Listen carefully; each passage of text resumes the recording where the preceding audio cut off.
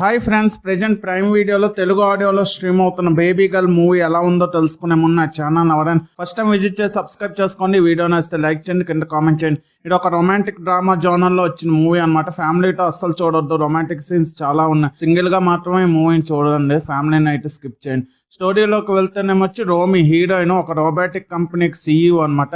అదే ఆఫీస్లోనేమొచ్చి ఇంటర్న్ గా జాయిన్ అవుతారు శామ్యూల్.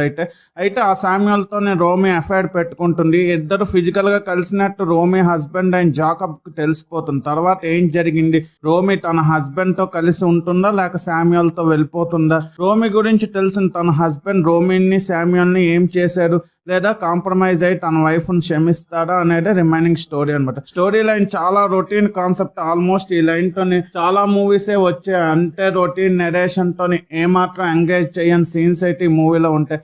అయితే ఇదే కాన్సెప్ట్ తో బోల్డ్ సిరీస్ చాలానే వచ్చాయి. ఉల్లు అనే బోల్డ్ సిరీస్ యాప్లో టడప్ అనే పేరుతో 2 సీజన్స్ అయితే ఇదే కాన్సెప్ట్ ఉంటుంది. అదైతే సిరీస్ అనమాట. ఇదేమొచ్చి ఒక మూవీలా తీసుకొచ్చారు. అదే కాన్సెప్ట్.